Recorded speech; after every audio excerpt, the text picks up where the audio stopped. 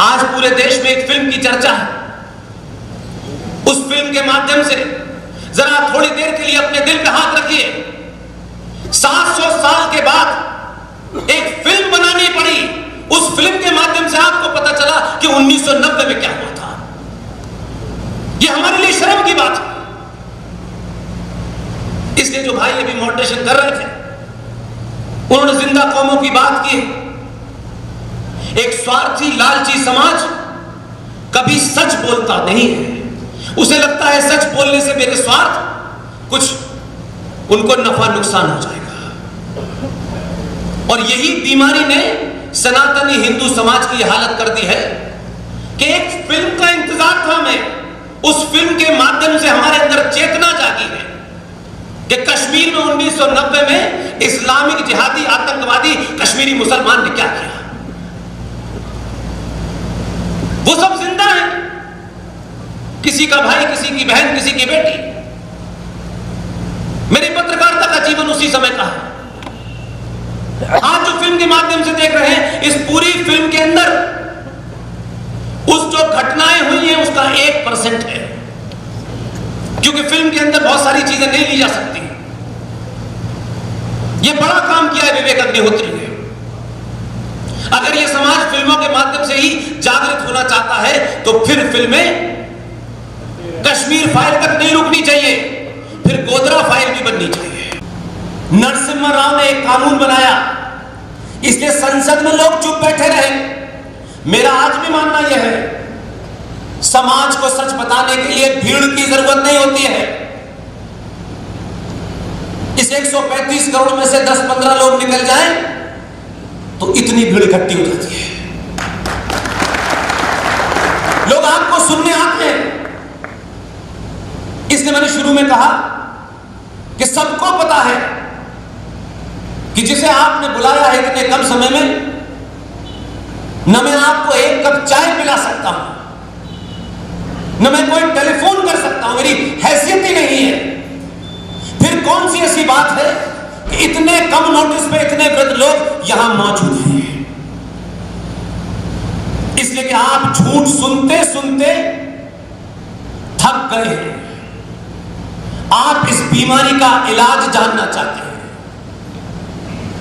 राजस्थान के लोग थोड़ा भटक गए बीच में।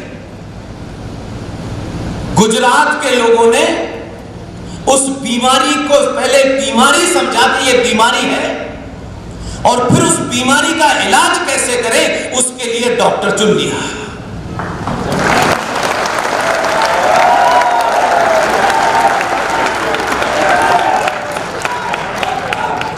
हमारे देश में लोग अपनी एक पेन या पेंसिल मांगो तो उसे भी देकर के सर पे सवार रहते हैं कि ये लेके ना चला जाए। गुजरातियों को हम सबको धन्यवाद करना चाहिए। ये हिंदुस्तान में 700 साल की कटराई लूं तो पहला बदलाव मुझे सनातनी हिंदू समाज में नजर आता है। आपको इस बात की चिंता नहीं होनी चाहिए कि आपसे कौन रूठ जाएगा।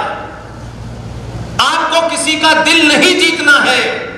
हमने इस दिल जीतने के चक्कर में सभ्यताएं दर सभ्यताएं, अफगानिस्तान, पाकिस्तान, बांग्लादेश, इंडोनेशिया सब चला गया, और कश्मीर का एक मक्कार जिसके पूर्वज सप्रू ब्राह्मण थे, उसको हमको यहां पे एक लेमन जूस की गोली देके चला गया कि आप इसे चूसिए, कि कुछ बात है कि हस्ती मिटती नहीं हमारी। दौरा समय हमारा दुश्मन रहा। उन्होंने कहा आप सिर्फ इसी को रटिए। लेकिन आज की स्थिति क्या है कि कुछ बात है कि हस्ती मिटती नहीं हमारी। जो ये कहते हैं वो मूर्ख जाके देखें कि अफगानिस्तान में कोई मिलती नहीं बस्ती तुम्हारी। ये जो बीमारी है हम बिना जाने बिना सोचे नैरेटिव में चले जाते हैं। उस आदमी ने लिखा सारे जहां से अच्छा हिंदुस्तान हमारा, ये तो हमने पढ़ा। लेकिन उसी आदमी ने एक तराना लिखा जिसे मिल्ली तराना कहते हैं। उसका असली चरित्र वो था जो पाकिस्तान का नेशनल पोएट है, उसकी मजार लाहौर में है। और हमारे नेताओं ने अपने स्वार्थ के लिए, समय समय के स्वार्थ के लिए सिर्फ हिंदू सनातनी समाज का इस्तेमाल किया, क्योंकि आपने ये मान लिया कि हमें कुछ नहीं करना है, नेताजी को करना है। लिहाजा जो आया उसने कहा आज से सेकुलर भारत, आप सेकुलर हो गए, आज से वामपंथ, आज से वामपंथ हो गए, आज से गठजोड़, आज से गठजोड़ हो गए। आपने कभी पूछा नहीं कि हमने हजारों साल से किसी का दिल नहीं तोड़ा। इस धरती पे जो भी आया हमने कहा आप कि क्या पूजा पद्धति है, इससे हमको कोई लेना देना नहीं है, आप उसके माध्यम से वहां जाना चाहते चले जाइए। जो आया उसने सनातनी हिंदू समाज को न सिर्फ लूटा, आपकी पूरी सभ्यता को तहस नहस कर दिया। एक आदर्श की स्थिति में यह समाज काम करता है, लेकिन आज भारत की स्थिति आदर्श नहीं है। इसलिए मैंने कहा आदर्श नहीं है कि तमाम संविधान है, पुलिस है, सब कुछ है, तब भी कर्नाटक हाई कोर्ट के 3 जजों को वाई सिक्योरिटी दी गई है। इस 1991 में नरसिम्हा राव ने कानून बनाया। ये समाज के ठेकेदार नहीं बताते, अगर ये बता देते तो ये चर्चा शहर शहर में होती। वो नहीं बताना चाहते आपको। मैं नहीं जानता किसी का क्या, और कोई एक नहीं, हजारों संगठन है। जिस शहर में, जिस देश में हर गली में कोई ना कोई किस्सा होता है। कभी राजस्थान में किशन को मार दिया जाता है, कभी झारखंड में रूपेश पांडे को मार दिया जाता है। हम सुनते हैं, हमारे लिए खबर बनती है, हम आगे बढ़ जाते हैं, क्योंकि हमें अपने के मरने का दुख नहीं होता। कोई नहीं बोलना चाहता। 1991 में नरसिम्हा राव ने जो कानून बनाया कि जो इस्लामिक जिहादी आक्रांता भारत आए, उन्होंने भारत के मंदिरों को तोड़ा। मंदिरों को तोड़ करके कुछ मंदिरों के अंदर कहीं मजार बनाई, कहीं मस्जिद बनाई, उनको खंडित किया। पाकिस्तान बन गया, भारत बन गया, दुनिया के सारे काम हो गए। 21 लाख लोगों की लाशों पर आपको भारत मिला। आपने फिर गाना गाना शुरू कर दिया, हम सब भाई भाई हैं, सारे धर्म बराबर हैं। ये रट आपकी थी, लेकिन जो कानून बना वो सिर्फ हमारे ऊपर, क्योंकि हम स्वार्थ के मारे बोलना नहीं चाहते। जैन मंदिर भी हैं, बौद्ध मंदिर भी हैं, सनातनी मंदिर भी हैं, कई मठों के मंदिर हैं, और उनका जो आर्किटेक्चर है, अभी तक तो दुनिया में कोई पैदा ऐसा नहीं हुआ कि उनके आर्किटेक्चर जैसा कोई मंदिर बनाते या मस्जिद बनाते या घर बनाते। आज तक पैदा नहीं हुआ। और 40,000 मंदिर आपके हाथ से चले गए, लेकिन समाज में कोई खलबली नहीं हुई। पूछा नहीं किसी ने। हमारे पूर्वजों के दादा परदादा के वो मंदिर थे, वो लूट के नहीं बनाए गए। कानून बन गया, हम चुप, ताली बजाई, फिर वोट देने आ गए।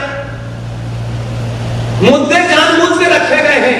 पेट्रोल की कीमत, प्याज की कीमत, 2 रुपए किलो चावल, 2 महीने की बिजली फ्री, ये सिर्फ आप ही के लिए रखा गया है, किसी और से नहीं कहते, न किसी और को इसमें इंटरेस्ट है। वो ये जानते हैं कि भारत की संसद में कभी उनकी गिनती 300 नहीं हो सकती। 70 साल के इतिहास में एक बार सिर्फ वो 56 पहुंचे। वो ये जानते थे कि डेमोग्राफी के मामले में हम कमजोर हैं। उन्होंने वो रूट नहीं अपनाया, उन्होंने दूसरा रूट अपनाया। और आपके बीच में जो नेता दलाल थे, जो बिके हुए थे, अलग अलग कारणों से बिके हुए थे, हमारे अपने भी उसमें बहुत सारे थे जिन्हें हम सब अपना भी मानते हैं, मुंह बंद करने की कीमत थी। संसद में क्या हुआ इसकी चिंता नहीं है मुझे, हम सब संसद नहीं जाते।